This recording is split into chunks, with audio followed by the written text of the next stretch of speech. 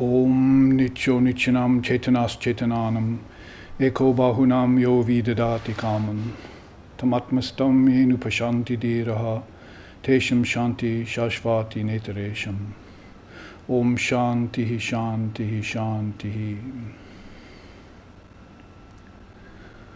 That one, the eternal among non-eternal things, the intelligence of the most intelligent ones, who, though ever one, nevertheless fulfills the desires of the many.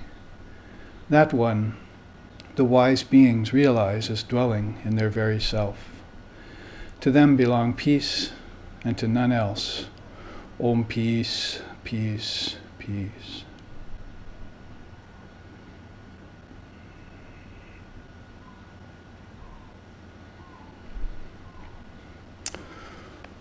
Om Sahana, Om Sahana Vavatu, Sahana Bhunaktu, Sahaviryam Karvavahai, Tejasvi Navaditamastu Ma Vidvishavahai.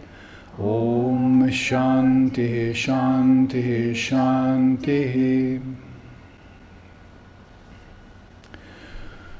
May Brahman, the reality, protect us. May Brahman sustain us.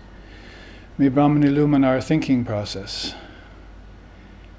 May we not find fault with each other, with the world, or with the teachings, and may what we study be a source of inspiration to us eternally. Om peace, peace, peace. May peace be unto us, and may peace be unto all. Om Hari Om.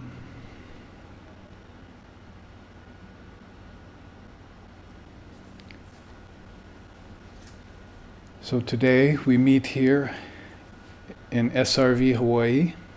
SRV associations stand for Sharda Ramakrishna Vivekananda Associations. And we have chapters here in Hawaii and in Portland, Oregon, and in San Francisco, California. And we want to welcome all the Hawaii students here who have shown up, and also the live streaming audience that is joining us for the first time today. We're very delighted that these teachings can reach live to India, to the East Coast, and where other of our students are existing and living, and striving to live a dharmic life. And as Swami Vivekananda was so wont to say all the time, please work these teachings into your life, make them manifest, and bring them out of churches and books and express them in your life. And so one very important aspect of that, as we know, is to enter into that akasha. It's a Sanskrit word for space, that sublime akasha of jnanam, or atmagyan, the knowledge, maybe wisdom would be even a better word, of the indivisible self, or Atman in Vedanta. That is paramount in the teachings of Advaita Vedanta, and in this series of classes we're entering into as of last week, and these classes will also be posted on our website for everyone to view.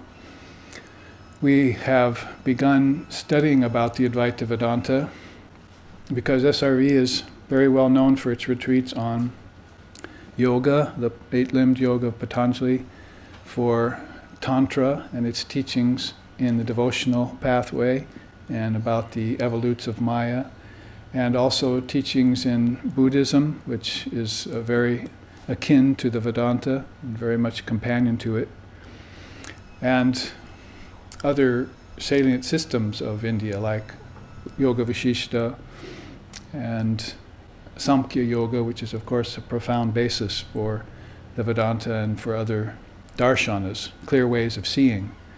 So we like to mix it up, as they say, and show the underlying truths of all these darshanas in India, whether they be orthodox or not. Basically, they all have something very profound to offer in their own scope and in their own setting, just like a diamond set with other jewels.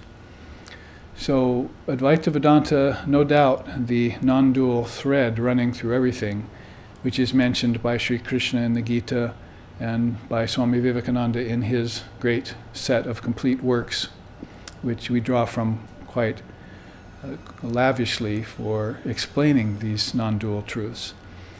Last week, in fact, we went through these axioms of Advaita, and we found out in no uncertain terms that there are these 13 inherent characteristics of Atman.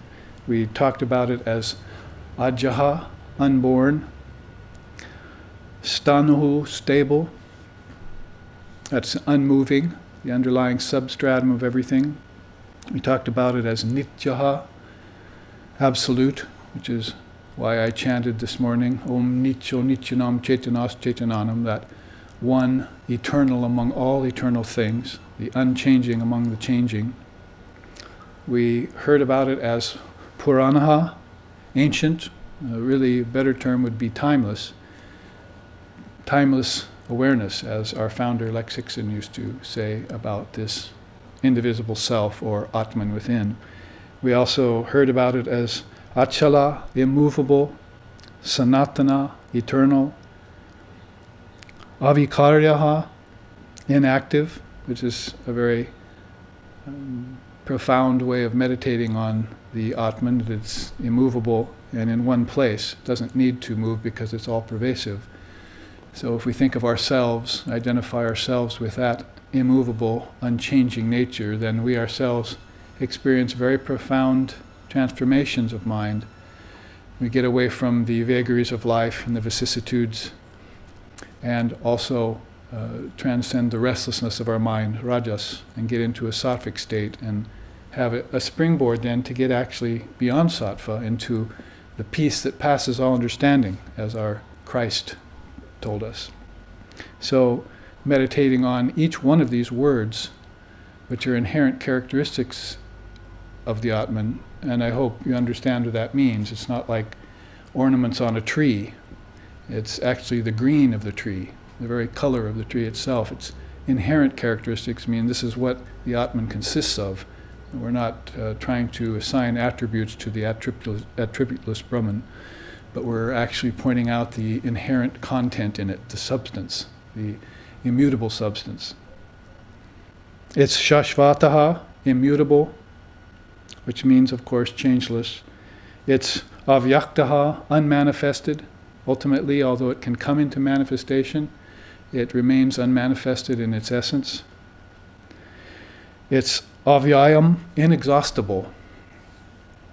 It's Avinashi, indestructible.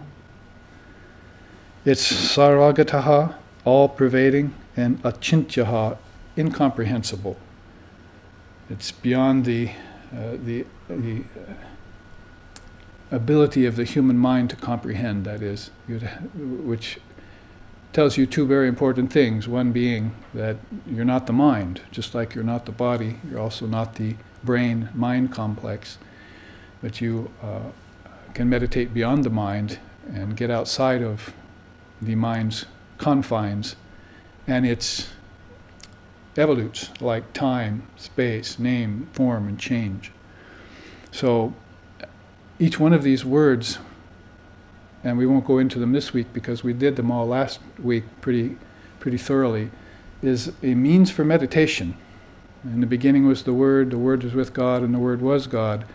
And that, of course, is the primal word Om. But all of the words of wisdom that come spilling out of the primal word of Om, of higher intelligence, of great consciousness, filled with awareness, are like wisdom particles. And just like this room, and this house, and this big island that we're on, and that ocean outside that we can see from our view, and all objects in time and space are made of particles.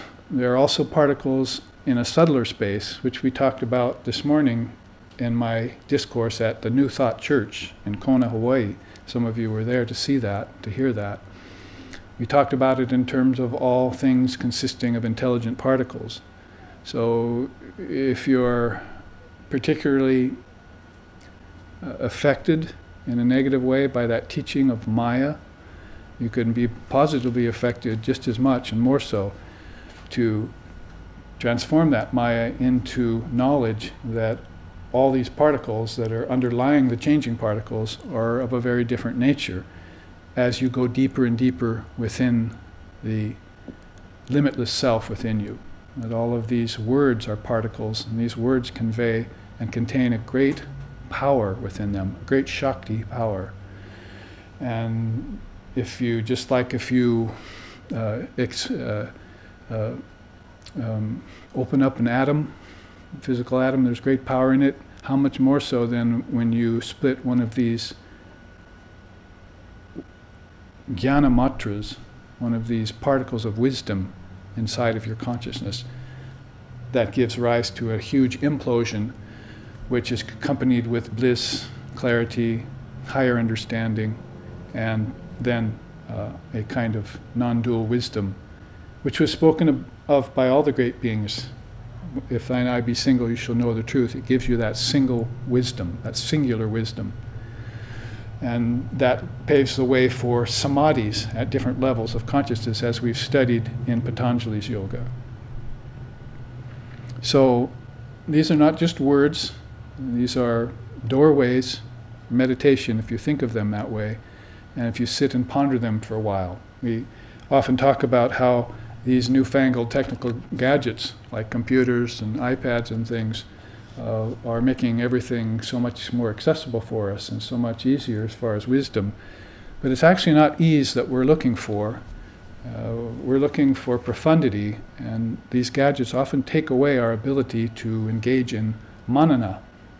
And as you have shravana in Vedanta, it means to hear the truth, but then you have manana, it means to roll it over and over in your mind.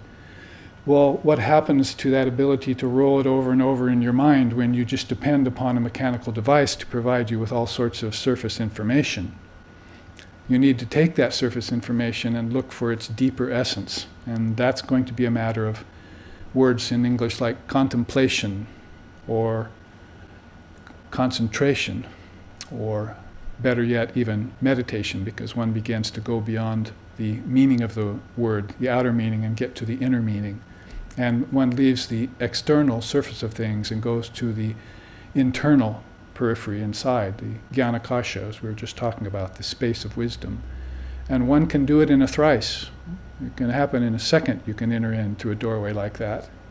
And all cares go away, all worries go away, all problems go away, and all of a sudden you're transported within a split second into a realm which is consisting of light, bhakti, or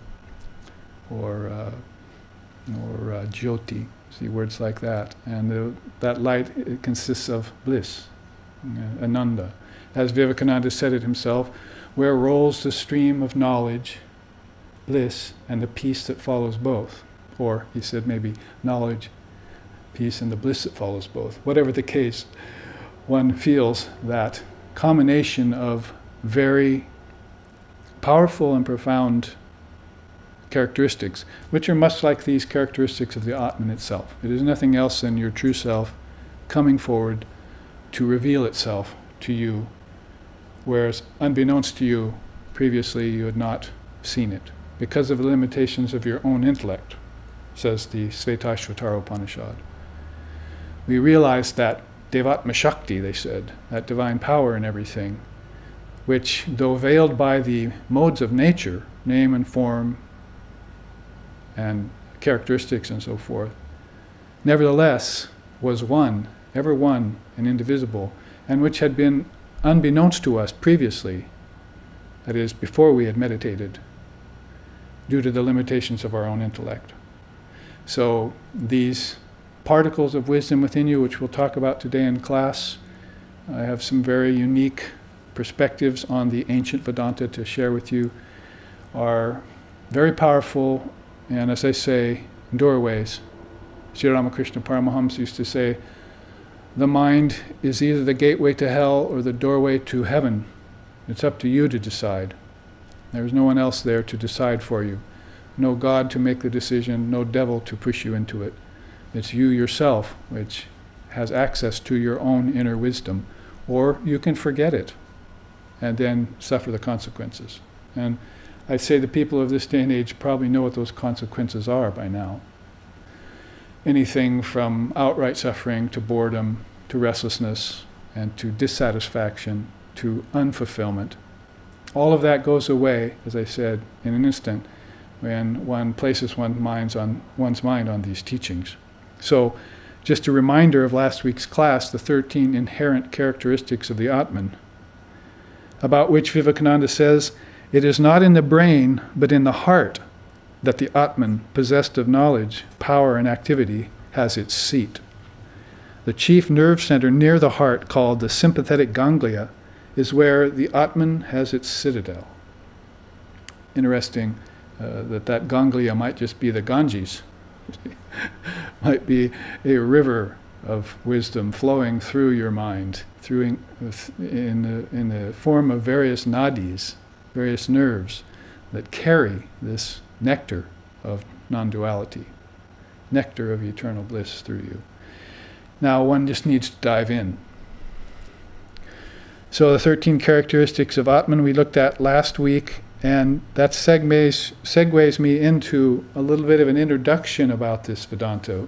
We feel like Vedanta, as has been described, is rather like an underground river. And it nourishes everything on the surface, yet itself has not had its heyday yet. That is, through various yugas and through periods of time, it has surfaced and shown its brilliance. But then it always goes below the surface and remains untarnished, sort of like the lava here on our big island and the live volcanoes. It goes underground and works its way towards the ocean, covering itself with a cooling influence. And so it can run longer and reach the ocean. Much like that, this wisdom of Vedanta stays veiled over ages and comes forth. And with the advent of beings like Swami Vivekananda, we see it coming forth in full force. Of course, his great teacher, Sri Ramakrishna Paramahamsa, and his divine wife and consort, Sri Sharda Devi, who is my teacher's teacher, they also are signs, great signs that this Vedanta is upon us and its time has come, and the destruction of ignorance and the removal of suffering is the result for those who take recourse into it. So we want to be very clear about the fact that this Vedanta, as Vivekananda once mentioned, will have a many centuries rise, and then it'll have a sort of golden age, and then it will decline back to its underground river phase. And we feel like with Vivekananda's advent, it is receiving a very powerful century and a half's worth of revelation, because we all know that 2013 is the 150th centenary of Sri Swami Vivekananda, and some of us will even be going to India to help celebrate that.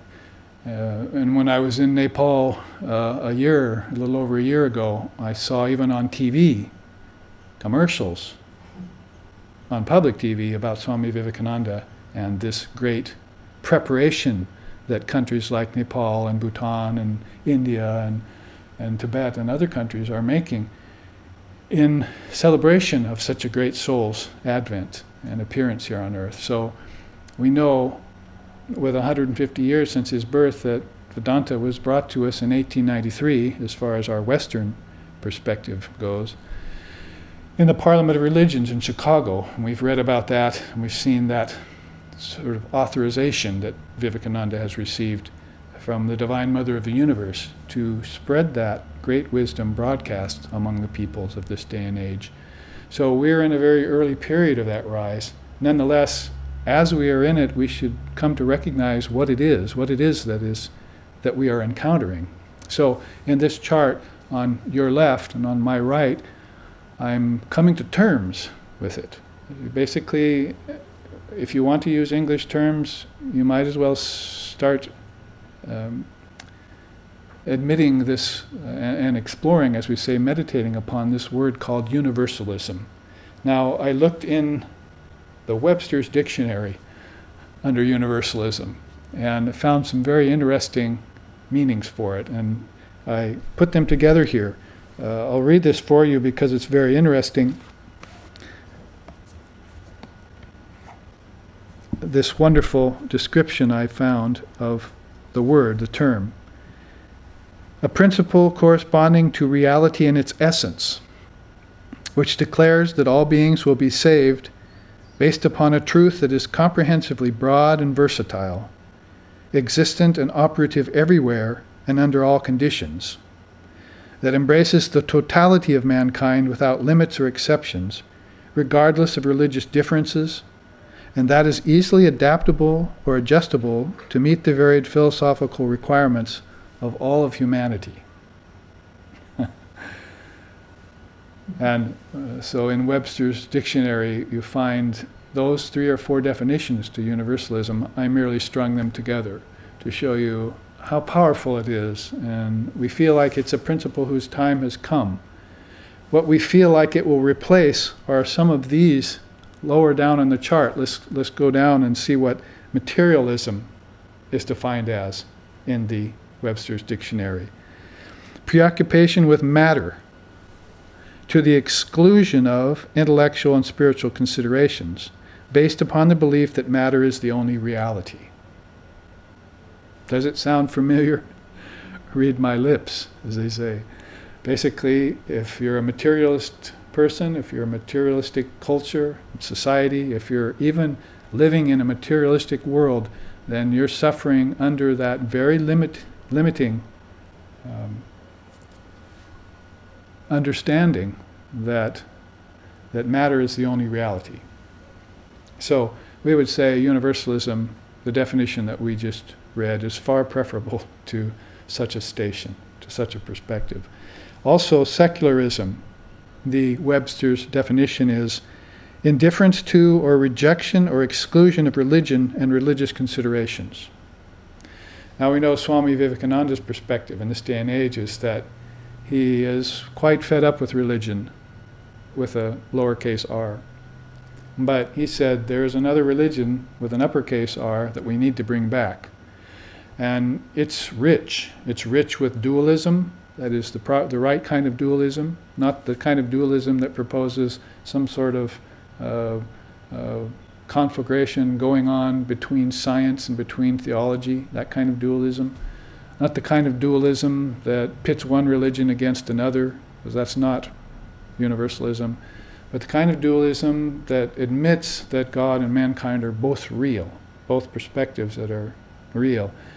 It just yet hasn't put them together into one indivisible reality yet, as the Advaita Vedanta describes. So dualism is very rich. When we speak in terms of Advaita, non-dualism, and Vishishtadvaita, qualified non-dualism, we're not Xing dualism out of the equation by any means. And these are steps, stages that the soul arrives at. That is, if you're a practitioner, they're stages you arrive at. But if you're an adept or a master or a past master, then they are steps that you walk up and down with ease. When you encounter a person who's a dualist, you want to be able to talk with them on the level that they understand. Christ, as Vivekananda mentioned, Christ put that in terms of pray to your Father in heaven. But when he met a person who knew the connection between himself and the great ones, or God, then he would say, I'm the vine and you're the branches. He would tell those people that, so because they had a connection to the Father through the Son, if you want to put it that way. But then when he met those beings who were his own devotees and who had some definite idea or maybe even realization around who he was, when he said, who do you say I am? Then he said, I and my Father are one. So those 3 statements of Christ very well indicate in our own language that 3 stages of Dvaita, Vishishtadvaita, and Advaita. Dualism, qualified non-dualism, and non-dualism. So we want to bring forth the fact that this is a very rich tradition. All these traditions are very rich. And when they get that rich, you tend to go beyond thinking in terms of materialism and secularism, and you begin to think in terms of intellectualism. Now, it's the next stage of this chart as you move up. intellectualism, let's see what it says in the dictionary. Devotion to the exercise of the intellect and to rational intellectual pursuits.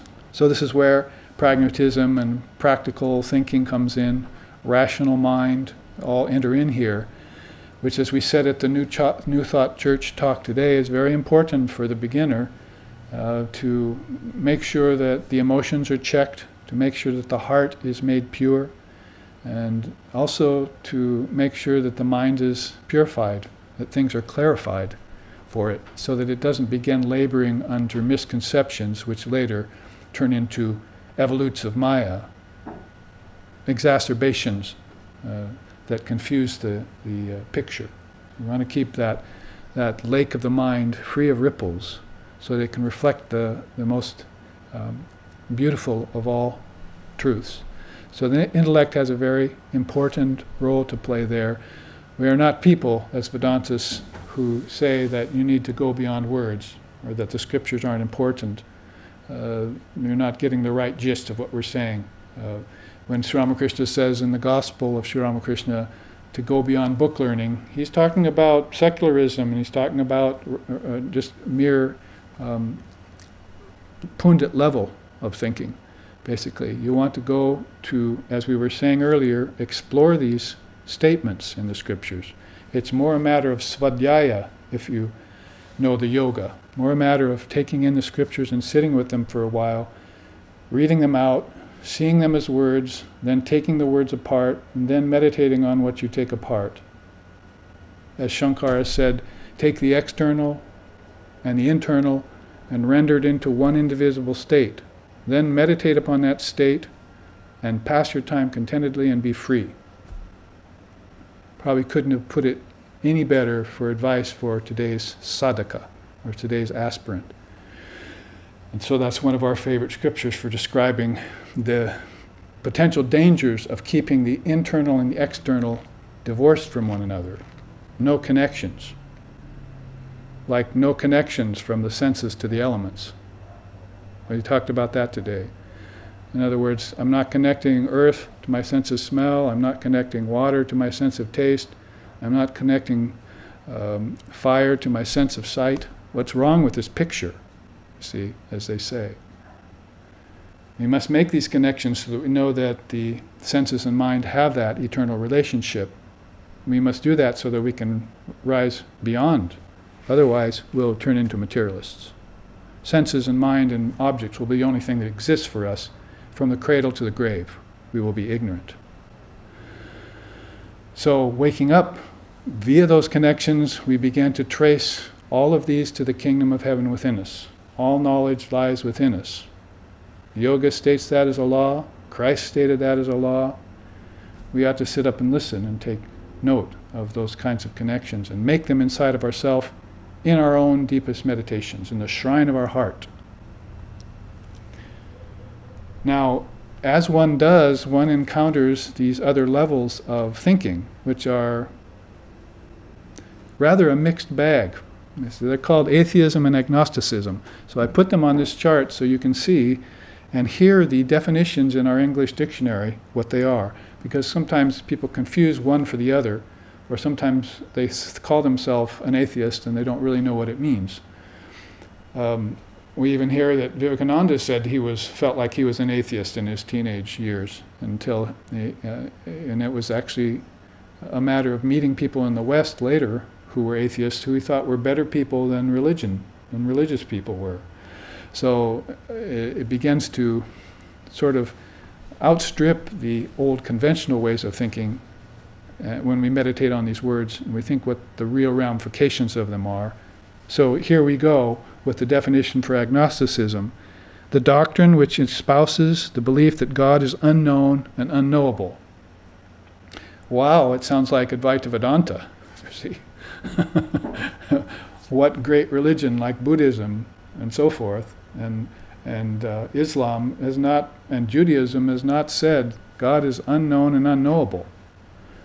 Well, that's why I just cited that sloka from the Svetashvatara Upanishad that says it was unintelligible to our minds previously until we began to meditate.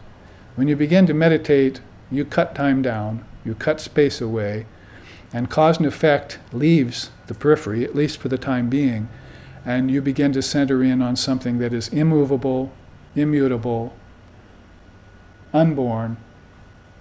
Read the chart that we just went through, the 13 characteristics of the Atman, your true self.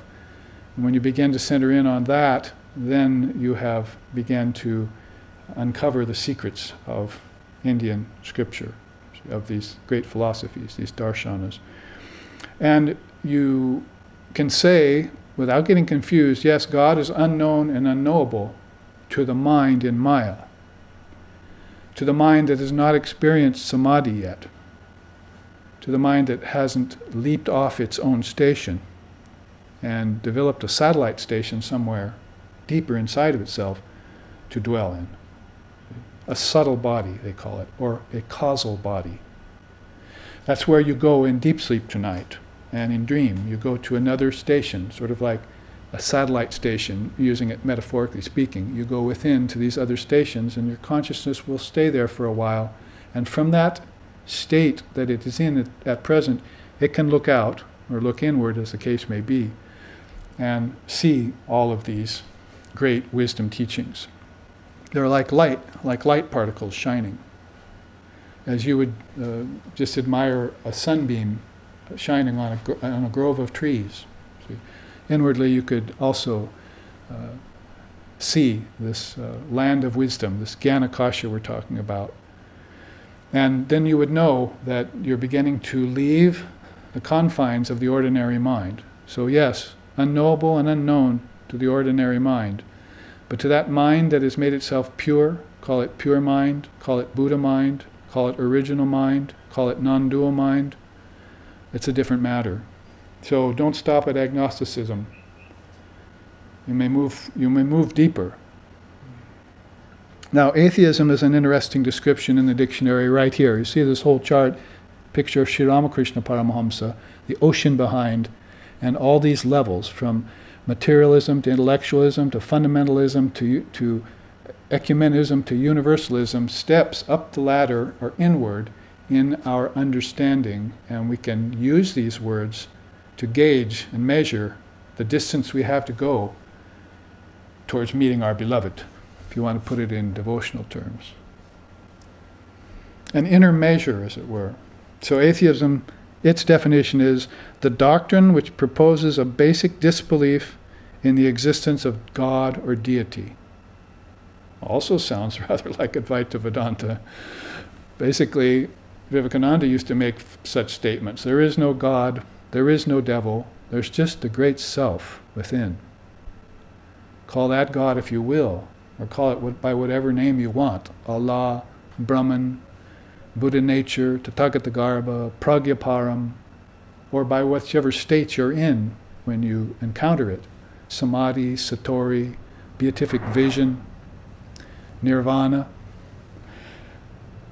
In whichever case you call it or see it, then you will find out that it transcends the realm of name and form. So that still doesn't take away the beauty of Upasana Dhyan, that is meditation on the deities. And in fact, in India, there's always been those two strains. You might call them Vedic and Tantric, two great rivers moving, mingling their waters, coming apart, mingling in a confluence again and again.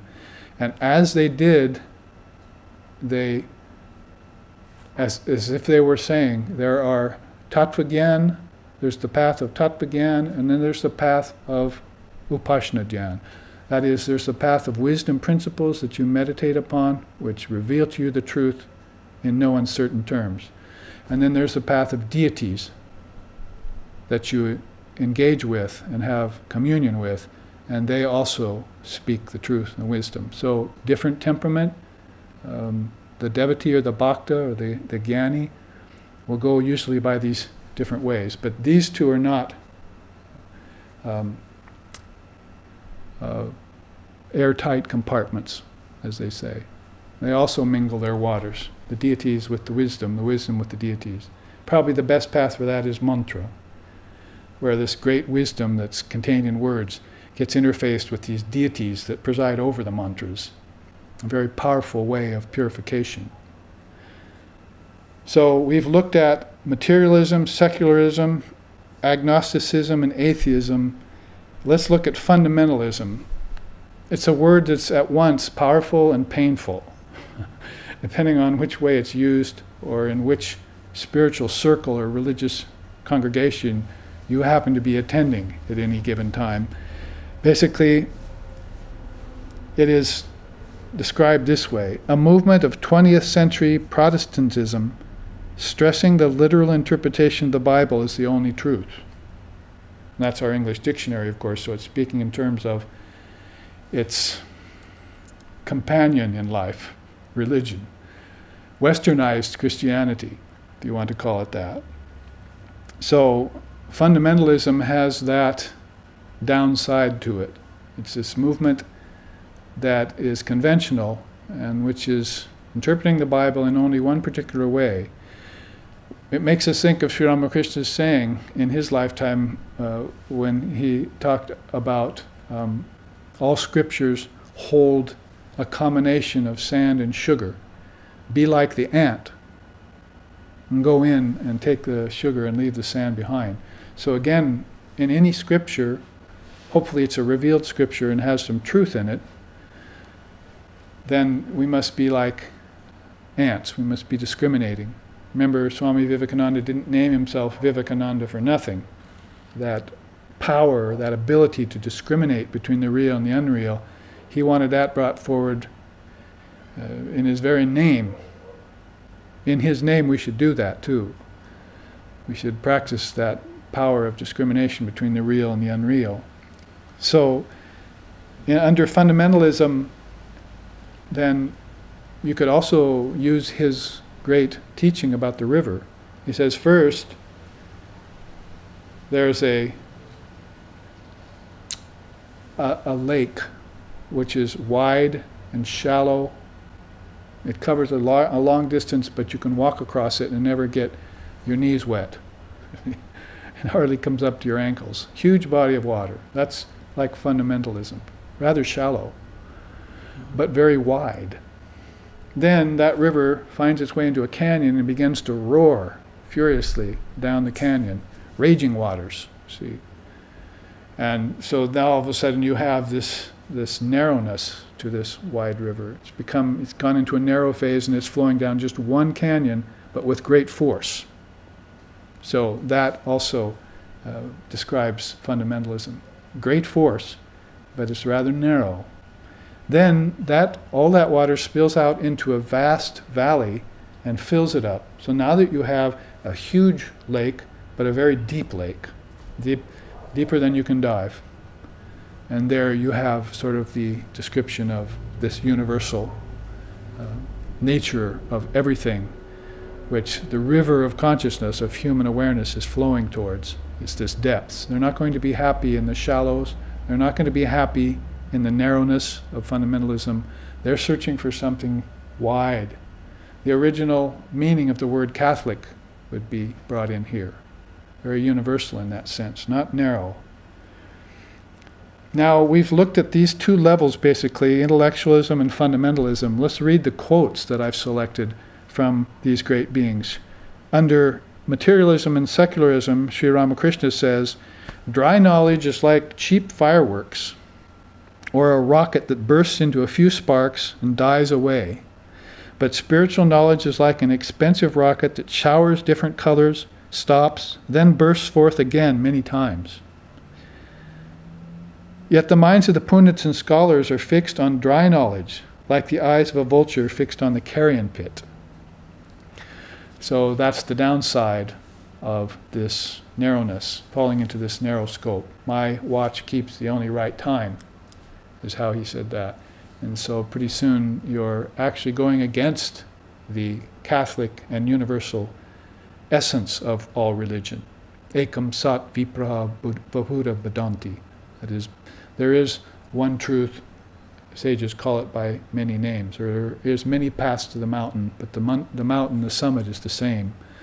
However you define that, this is the idea of this wide open approach. And that's well evinced in this next quote here, which Vivekananda, drawn from Vivekananda's direct works. He says, "We reject none, neither theist, pantheist, monist, polytheist, agnostic, nor atheist. The only condition of being a disciple is modeling a character at once the broadest and most intense.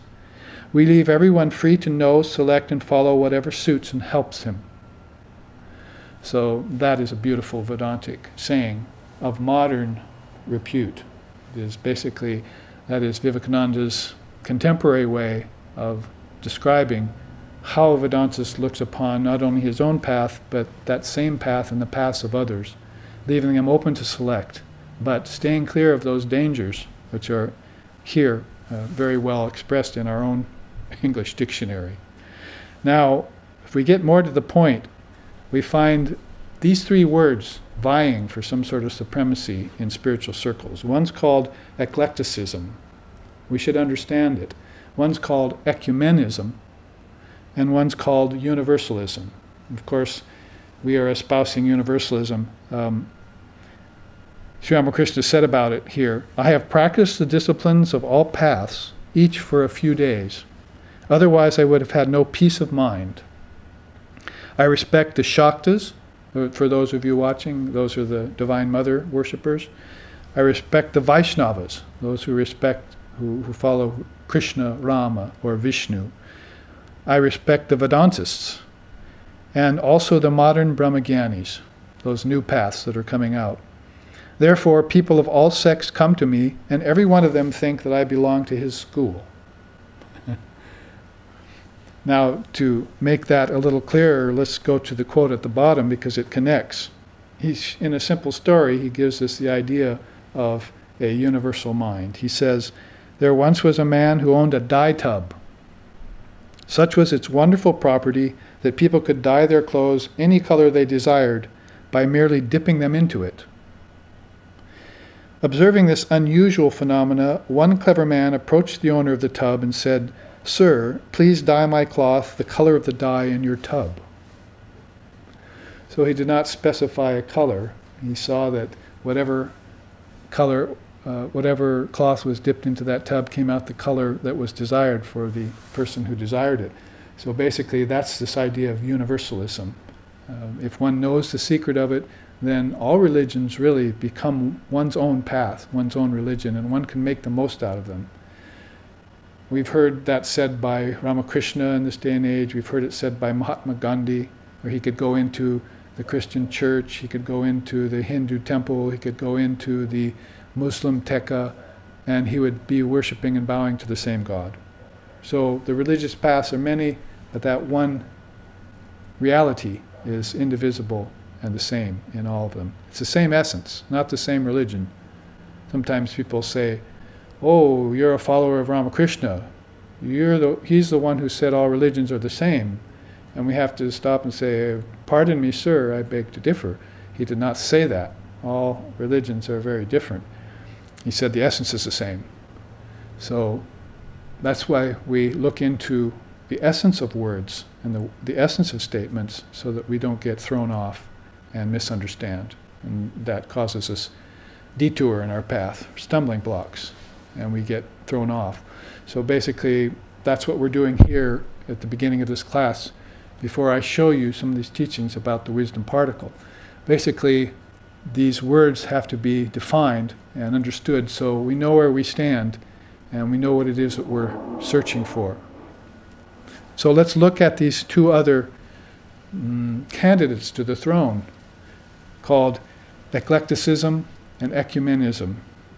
Eclecticism's definition is to select what appears to be best from a number of various doctrines or methods. That's the definition in our English dictionary. To select what appears to be best from a host of different methods and religions. So an eclecticist would say, I like all religions, I accept them all. But he cannot say that he's ever practiced one deeply. So the old story we use is, if you dig many shallow wells, you'll never strike water. You do get a lot of experience digging wells, which builds some muscles, but you'll never strike water and quench your thirst. So the idea here being is that this one deep well is going to be something you're going to want to accomplish in your lifetime, in any given lifetime, in order to reach the essence. Because once you know what the water in your well is like, you will be able to say, it's the same water in my neighbor's well, and in the wells in other countries and other people. It's the same in all religions. You will know the essence. And that will dissolve and destroy many, many countless ills, potential dangers in communications with people, races, countries. So ecumenism is again like a doorway. It needs to be furthered. Eclecticism. Ecumenism, on the other hand, that's been being used recently a lot in spiritual circles as a word. The description is of or relating to an entire body of churches, particularly of one religious tradition. So, there's the rub, you see. It does relate to all different peoples and churches, but only in one religion usually, ecumenism. We know how impossible it might be, say, as a Christian, to bring together the Baptists and the Methodists and the Protestants and the Catholics. That's probably not going to happen in our lifetime, as they say. There's just too much difference in understanding about teachings of Christ. We even have, basically, in our own India, in recent times, Sri Ramakrishna said he went from village to village, and they were all, in each village, they were arguing with each other about the Krishna in the last village. Oh, they worship that Krishna, but we worship the real Krishna in our village. That village isn't worshiping the real Krishna. So this is narrowness. This is a kind of very detrimental fundamentalism that is accompanying people's minds. So basically we stay in the dark ages, religiously speaking. We don't know what spirituality is, but we don't even know what true religion is. And that's, of course, something that needs to be rectified. So you can go amongst all the Buddhist schools, you'll find difference of opinion, and you'll find the same in Christianity and Hinduism and so forth. So ecumenism runs that one risk, is that it does try to get everyone together around the general meanings of the teachings of one great seer, or one great prophet, or one great avatar. But it's at the same time overlooking that there are many, many other religions out there. Like our psychotherapy in the West might be overlooking the fact that Freud and Jung probably never had a Hindu person on their therapy table. So the idea of many lifetimes might not have occurred to the Western thinkers, many of them, who are scientific.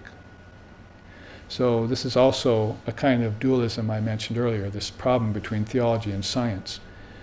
We have a way of rectifying that too by talking about particle theories. Both science and religion can understand each other if they think in terms of particles. We'll get to that later. So now we arrive at the pinnacle, what we're calling Universalism, and that wonderful description there next to Sri Ramakrishna. I just can't help but read it again in case it went by you too quick. And then we'll move from this chart to another teaching. He says, that is, the Webster's Dictionary says, a principle corresponding to reality and its essence which declares that all beings will be saved based upon a truth that is comprehensively broad and versatile, existent and operative everywhere and under all conditions, that embraces the totality of mankind without limits or exceptions, regardless of religious differences, and that is easily adaptable or adjustable to meet the varied philosophical requirements of all humanity.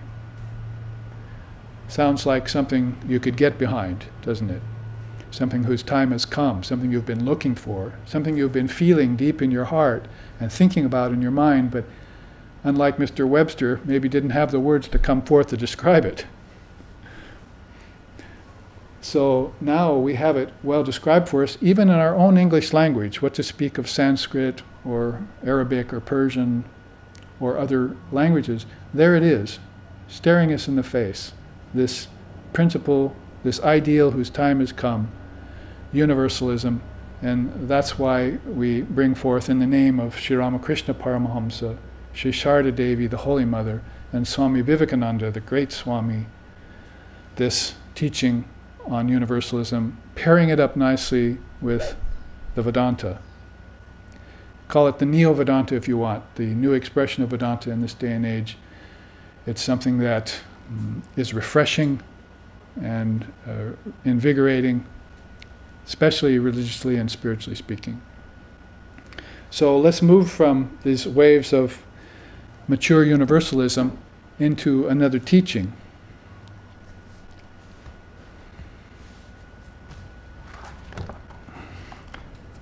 Now, on this side of the room, on my left side, your right side, there's a chart I showed last week as well, but we didn't really look into it very deeply. Basically, I just want to show it and explain some of the entries there. Sri Ramakrishna had a beautiful saying about this. He called it the Sanatana Dharma. And although that Sanatana Dharma, that term has been used by different organizations in India to describe certain lineages or sampradayas which aren't actually practicing wide open universalism yet, nonetheless, in its Sanskrit origination, it means eternal religion, an eternal religion of the ancient Aryans, the ancient rishis. He says here, the eternal religion of the rishis has been in existence for time out of mind. The Sanatana Dharma contains all forms of worship. Worship of God with form, worship of the impersonal deity. It also contains all paths, the path of knowledge, the path of devotion, of action, so on. Other forms of religion, like modern cults, only remain for a few days and then disappear. But the Sanatana Dharma declared by the rishis will alone endure. We know the truth of that last sentence by the fact that it has been here for many, many millennia. Probably conservative estimate 5,000 years BC, probably more like 10,000 years BC. We've been receiving these teachings from the ancient rishis, the Vedicists that came through, and also the Tantricists that lived along that Indus River and worshipped Shiva and Shakti, and many great teachings both in the school of Bhakti and in the school of Jnanam came forth, got fused, and turned into this wonderful pathway for elevating souls, for freeing souls. When we speak about Mother India, we speak about the mother of all religions. That's an expression that's been used for her, and not for no good reason either. We see that basically there is this long-lived scriptural history and this admixture of four yogas, basically, karma, jnana, bhakti, and raja, or meditation yoga. Very comprehensive path has been put together over time, and many, many great seers and saints and sages and saviors have come forth. That's an indication. That's a very strong indication. Usually when great souls want to be reborn, they're doing so through Mother India. So many sages and saints and seers, so many scriptures have come out of India that it's very hard to deny that profound subcontinent and what it has given us. Mother of all religions is a good expression then. Here you see just sort of a facsimile of that laid on an image I found in Nepal when I was there a year ago. Basically, you see on either side here some of these profound pathways. Shaktism, that Sri Ramakrishna mentioned, the path of the Divine Mother reality. Vaishnavism, the path of those who worship Rama, Krishna. Shaivism, the path of those who worship Shiva. Buddhism, Ganapatya, that is basically those who worship Ganesha. Jainism, Saurism, Sikhism.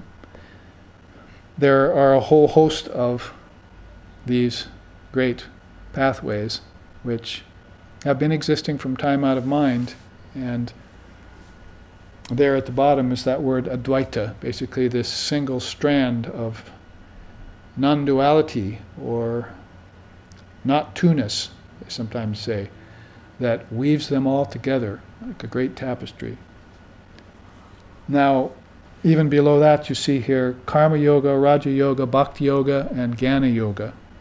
The 4 yogas which are suitable to the 4 temperaments of people. That is, the Karma Yogi would be the active person, the Raja Yogi would be the contemplative person, the Bhakti Yoga would be the devotional person, and the Jnana Yoga would be the introspective person. So contemplation, introspection, action, and devotion, all fused together, have been called by terms that people have been using lately, like integral yoga, the synthesis of yoga, Purna Yoga. And it's a gift from Mother India. And interestingly enough, if you see, all these 4 yogas exist in all of these traditions. Each one of them has their wisdom side, each one of them has their devotional side, each one of them has their contemplative and meditative side, and also the side of activity or action that they engage in. So even if you just take a half of the side of this page of this chart and look at it, you'll find out these interconnections in religion that make for a true religion. One of the profound things about it would be to note that 2 wings of a bird are necessary, basically that wisdom and devotion have never been considered antagonistic of one another, or when they have, that's when religion has got off on a bad footing. Always they have been complementary of one another, and one has revealed the light in the other in turns. So Bhakti and Jnanam, definitely the 2 wings of the bird through which the bird soars so that it can get into meditation. And when it gets into meditation, it can come out of meditation and truly act for the highest welfare of all beings. What Krishna calls in the Gita, Loka Sangraha. For the highest welfare of all beings in all worlds. We don't really realize that the actions we do on earth here harm or help the ancestors or the gods and goddesses, because those are all within us too. Kingdoms of heaven are within us is about as plain as you can say that all of these realms are actually within your own consciousness. They're not outside in space. The last frontier is not outside in space. There's nothing out there but the 5 elements, and you'll probably be hard put to find even 2 of them. Probably you'll find 3, but the other 2 are going to be missing in most places. That is air and water. But you'll find ether, earth, and fire out there. So that's all external world, you see. But this internal world that we're talking about, the world of the mind, is the kingdoms of heaven within you. And remember, when we talk about that in Vedanta, we don't mean the brain. There's a difference between the brain and the mind. And so if one begins to contemplate their own thinking process, you're beginning to get into that river of wisdom that's flowing through the mind all the time. It's an ocean of wisdom. They talk many times about an ocean of suffering. That is samsara sagara. But there's also this ananda sagara, this ocean of bliss. And there's also this jnana sagara, this ocean of wisdom. So there again, different kinds of space or akasha within the eternal human soul, the indivisible human soul. Now, if you look on the other side of the chart, you see this tower of non-dual truth. And you find out that the Mahat, the cosmic mind, unmanifested Prakriti, and manifested Prakriti all are ways of saying different levels of this great power, this great tower of non-dual truth. Unmanifested Prakriti is like your deep sleep state. Manifested Prakriti is everything from dream outward to the waking state. It begins to take form, doesn't it? So now you're in the realm more of manifested Prakriti, especially in the waking state, where everything has become solidified, liquefied, and homogeneous, and permeated with ether, with physical ether. Everything has become a grosser vibration, so that these powers of the mind can express themselves at the external level. And one needs to also be able to dissolve the mind stream so that one can liquefy them again into a state of one's own conception. Because that process of sankalpa and vikalpa can be very dangerous, as Krishna tells Arjuna in the Bhagavad Gita. This sankalpic process, it can be a positive evil, Arjuna, you should overcome it. So this dream life that people are engaging in, this creation of worlds of name and form in time and space based upon causality, is playing with fire. And so then one begins to look for that peace within, that inner peace. 3 times, right? Shanti, shanti, shanti. Peace on the outside, peace on the inside, and peace transcendentally too. So those go well with your waking, dreaming, and deep sleep state. So basically that's another kind of triputi, manifested nature, unmanifested nature, and the cosmic mind, which is out of which all of this has come. That is another teaching in both Samkhya and Vedanta. Now down the middle you see here these 4 great contributors to the Sanatana Dharma. There are others, but these probably are most notable. In fact, we could read the bottom quote in terms of that. This great immortal frame of Indian philosophy operates efficiently on 4 great powerhouses. Sankhya Yoga, its body. Yoga, its divine energy. Tantra, its loving heart. And Vedanta, its vast and Catholic mind. So this Tower of Truth has these 4 stations, you might say, to it. Body, energy, heart, and mind. And Vedanta, Tantra, Yoga, and Samkhya, if you study them individually and then begin to fuse them together, or actually see their natural connections, then pretty soon you begin to develop a great appreciation, a great gratitude for Mother India and what she's been offering us for many thousands of years. And if you're a Westerner in contemporary times, like myself, then you'll probably want to wake up to that profundity, begin to inspect it, connect it, and reflect it. It's basically you want to make that path your own, because that's the path of universalism. It's the best example of it in the world today, I think. And of course, it's going to, in a universal way, ekam sat vipra bahuda vedanti, it's going to include within itself all these other religions. That's the component of it that Sri Ramakrishna brings in contemporary times. It's basically, he said, I have gathered flowers of every religion and every different color and offered them at the Divine Mother's feet for her satisfaction. So he's talking about practicing all the Hindu darshanas, he's talking about practicing Christianity and Islam and realizing the truths of these religions in this day and time. Not just talking about how they all are true, but actually realizing the essence of each one in plain view of contemporary society in the 1800s. And so that's a very profound thing to do, a very great heritage to leave behind in the name of universalism. So we went through this chart rather quickly. Here, in fact, I mentioned it last week. Let me just read it, not talk about it.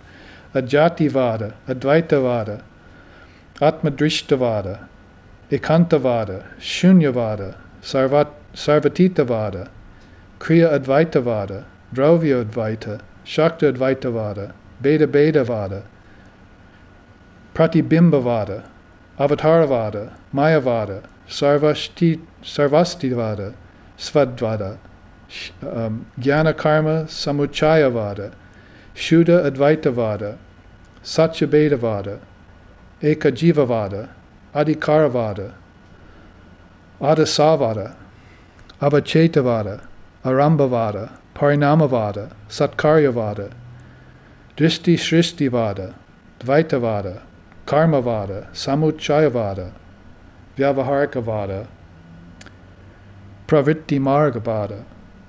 And I could go on. These are some 35 or 40 paths, Vada means path, that you will find proposed, talked about, meditated upon, and presented throughout India's many millennia of philosophy and religion. the joining of philosophy and religion. All of these paths could be taken apart and looked at.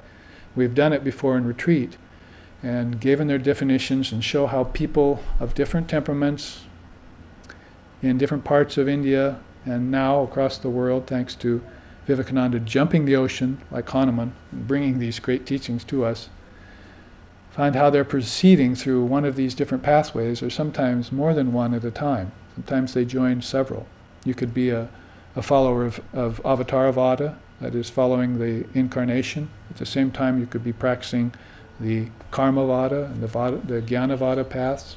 So it's just another example of how rich the field is in Sanatana Dharma, and not to overwhelm our minds or to put us off, but just to appreciate what we have and then begin to dig that one deep well after we clear definitions and clarify our mind and then begin to practice.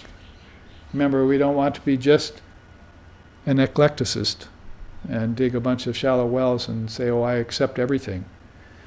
You're going to have to reject just as much as you accept, because possibly it's not right, or it's got a admixture in it, or possibly it's just not right for you. Might be right for others. Whatever the case may be, if you follow the universalist leaning in you, of your heart, fusing the heart and the mind together, Medha Kendra, the perfect marriage of the enlightened mind and the devoted heart, then you will find that one path and you'll utilize it against Maya, against ignorance, and you will find your way. That is how Milarepa, the great Tibetan sage, put it. You will find your way. A little bit of searching first, finding it, and then applying it. So we see how this is a very rich field, India's Sanatana Dharma, and how the main note or theme running through that symphony is universalism. It's got it all. It's explored it all for the longest amount of time. I mean, just look at the advent of Buddhism and how it spread across the world. Straight out of India into Tibet and Burma, and took over China, Japan. It went everywhere in a very short amount of time and without lifting a sword. Think about it. Non-violent religion. Ahimsa. That's always been one of India's main tenets, non-violence. Which is probably why beings like Attila the Hun and Alexander the Great and the Romans and the English didn't have a very good time trying to conquer India, because India wasn't conquerable. India was a wide open, come, take what we know. Basically, it's been, generally speaking, the whole mindset for as long as India has been in existence. So, when you concentrate only on God for a long amount of time, there has to be a result. There has to be some sort of superlative result that comes forth. And this is what India offers us. And it's been reintroduced to us with Swami Vivekananda's coming in 149 years ago or so. Now, in the remaining time in our first half, which is about 15 minutes, I think, or so, then we can begin to broach this idea of the wisdom particle, because after the break, and during the break we will have these charts on display for those of you who are live streaming. We'll be able to put a close-up on them so you can, the ones that we studied in the first half, so you can look closely at them and refresh your minds about them. And after the break we'll come back and we will talk a little bit more about the Jnana Matra, but let me refresh your, basically introduce it to you in terms of a chart here. Basically, Jnana Matra, there's an ancient word in Sanskrit for the particle, for a very tiny infinitesimal little particle, like we would say an atom or atomic structure. Now, I've often said that you've been looking into the nature of matter in science, in physics, quantum physics, and you've come up with the teaching of the atomic particle, but you've completely overlook the atmic particle. So from atomic to atmic is a very different direction of search that you want to engage in if you're going to be a scientist of the spirit. And so you might say that starts off with some sort of metaphysics, some sort of understanding of life force. And of course that's a major missing piece of the puzzle to us in the West. Only our shamans, a few of them, our healers, are any bit, to any degree, aware of what's called prana, or life force. That is, man does not live by bread alone. Christ was talking about probably prana, or a life force which animates things, which causes you to move your arm, and which causes you to speak and listen and hear, and also to formulate your thoughts. This same prana also takes you from different bodies to different bodies at the time of birth and death. It takes that transmigrating soul from one sheath to another sheath. It also helps you go from sheath to sheath in meditation. That same prana will help, like the great Garuda bird that carries Vishnu on its back, the great dragon.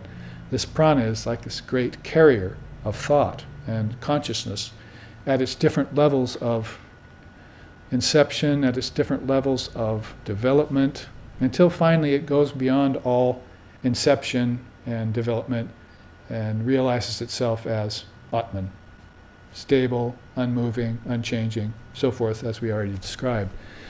That's not a transmigrating principle anymore.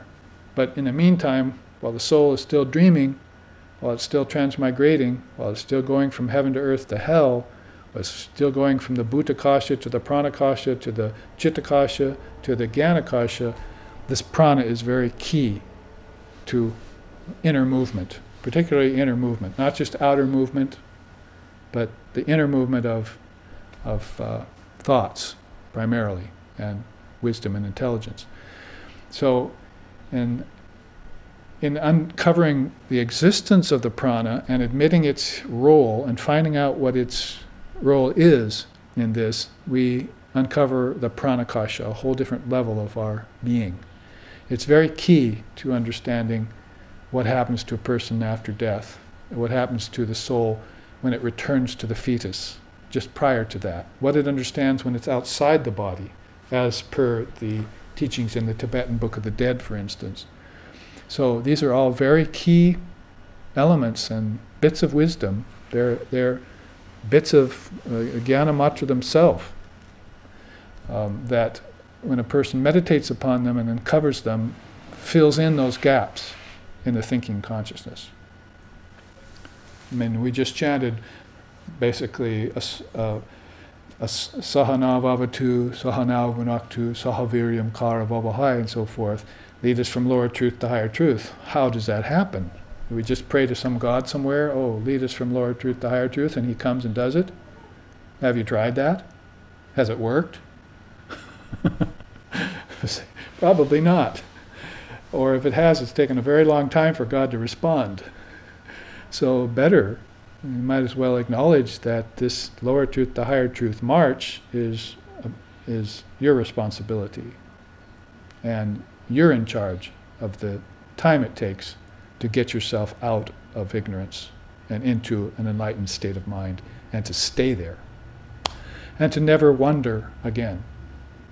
In the dream fields, Patanjali calls it the mind field, right?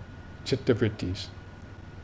This prakriti, this roaming around in vibration, but it can also be called a minefield. Not just a minefield, a minefield, because it's full of dangerous explosions that can harm you and hurt you. So we have to steer ourselves around those with these little mine detectors that we're holding. See, those would be like these jnana-matras, or these particles. If you have them, if you own them, if you possess them, if you look into them, if you split them, then you can get into samadhi. And you won't need any defense against Maya, because Maya will show itself up to be illusory. You'll be in a different akasha. The akasha of Maya would have been ignorance, the realm of ignorance, where nobody knows a thing, They don't know where they came from. They don't know why they're living. They don't know where they're going. And they don't know what happens to them between coming and going. That's the Mayakasha, you see. But the Jnanakasha is entirely different. So what I'm saying here is Pranakasha, getting a hold of this great dragon bird called prana and mastering it. Isn't that what yoga pretty much wants you to do at the very beginning? That is, if you're a past master, you don't need to do that. You've already controlled the mind from inside out. And you don't have to breathe. You don't have to do asana. But for the bulk of the people who have forgotten themselves for so many lifetimes that they have to somehow recreate this idea of spiritual practice, sadhana, and do it in such a way that they dig a deep well, then they're going to have to learn how to sit still in one posture. Eventually, all the postures you do are going to come down to ekasana. Eka means one. So that you can sit long enough so that you can get a glimpse of your true nature. And in the meantime, you're going to have to breathe and become aware that there are 5 different pranas inside of you. Actually, one prana in 5 forms, Vivekananda said. And then you can, when you become aware of them, you can master them. How can you master them when you don't even know they exist? Man does not live by bread alone. Oh, you mean just eating fish and loaves is not enough? I thought that's all we had to do.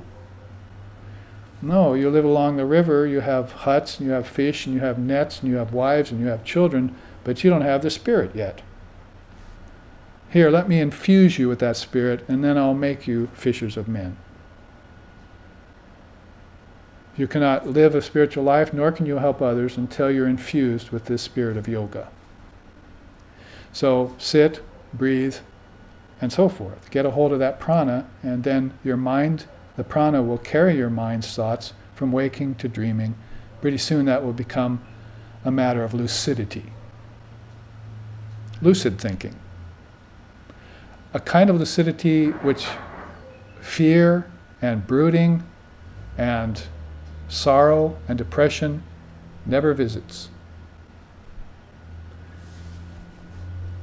I don't fear, I'm not sorry, I don't grieve, I don't brood about things in the past and the future. They're gone. I'm Ashoka. I'm free of grief. And so when that happens, the prana is flowing, and it's flowing anywhere you want it to. You can direct it to any particular land within you or realm within you that you want to. And in meditation, that means you also should be able to go into a completely innate, inanimate state. Thoughtless, mindless, breathless, bodiless. Limbs of the yoga won't even make sense there to you anymore. You'll just be in this one unified state of consciousness, which is your true nature, which every being should glimpse at least once in their lifetime, but really which all beings should live in eternally, no matter what their life events, no matter where their life takes them. So in that way, we have this introduction to a combination of prana and wisdom that the yogis who are past masters already know about before they enter the body. In the Mundaka Upanishad, it's said, anterior to life and mind is the Atman. You know the word anterior means before anything else happened. So before mind and life even happened, there was the Atman. Before God even breathed on the waters. So there was this indivisible self that was pure and perfect, innately whole, and exceedingly wonderful. So if it's anterior to life and mind, then it must have been before all karma, must have been before birth and death, before my series of lifetimes, before my mind had to start thinking, before my lungs had to start pumping, before my body had to start twisting itself into pretzel shapes in order to try and realize that which is beyond the body.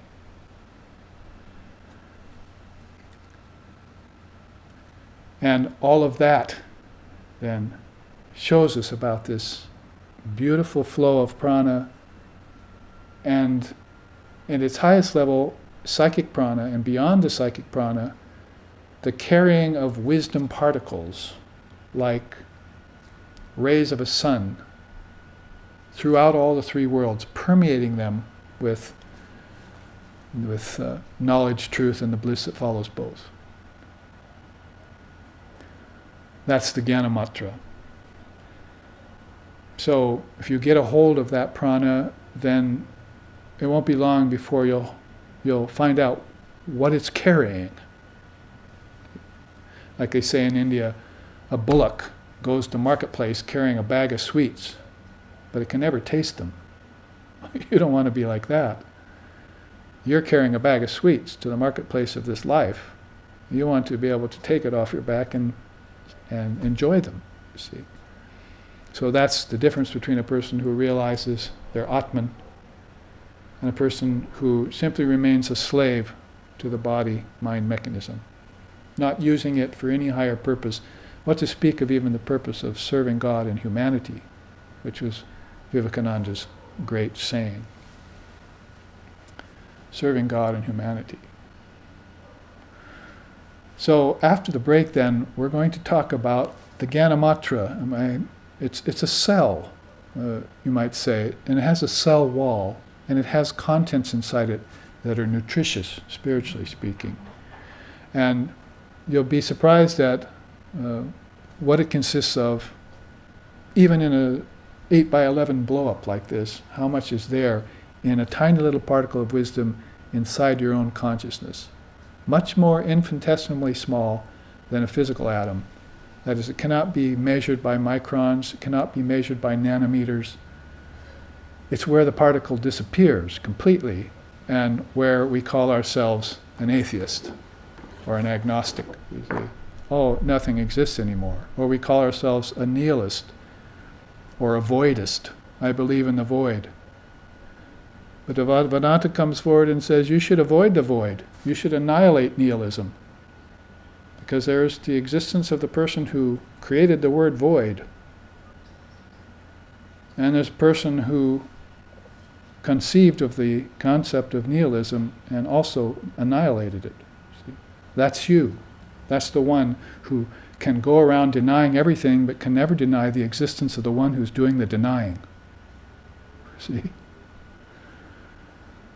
The eternal subject. It's always present. It's anterior to life and mind.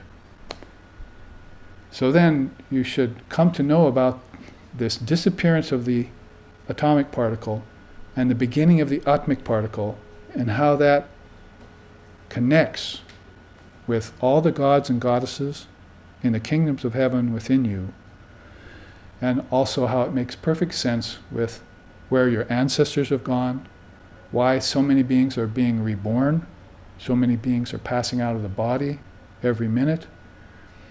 There is no question anymore, no doubt about why that's happening and how it's happening. So if you're raised with that kind of wisdom, if you are a child of a rishi or a yogi, you never had the problems of doubt and suffering, because you knew plainly and simply the prana, the wisdom, and the meaning to everything. And your life was therefore dharmic. What to speak of dharmic? Divine. Became a divine life, which is the real purpose why we're here in the body. To live a divine life, to realize Brahman, and to make that broadcast and exemplified for all beings. So after the break, in which 15 minutes or so, we will show you a few of these charts. For those of you who are live streaming, we will come back and speak more for about maybe 45 minutes on the atomic particle. Thank you for joining me here today, and also for joining us from other places in the world. Om Asato, Om Asato Ma Sadgamoya, Tamaso Ma Joytir Gamoya, Mrichor Ma Amritam Gamaya, Abhira Abhira Mayiti Rudrayate Dakshinam Mukam Tenamam Pahi Nicham Om Shanti Shanti Shanti. Lead us from darkness to light, from lower truth to higher truth, from the unreal to the real, from the illusion of death to eternal life. Reach us through and through, O Lord and Mother, with thy sweet and benign presence. Om peace, peace, peace. May peace be unto us, may peace be unto all. Om Hari Om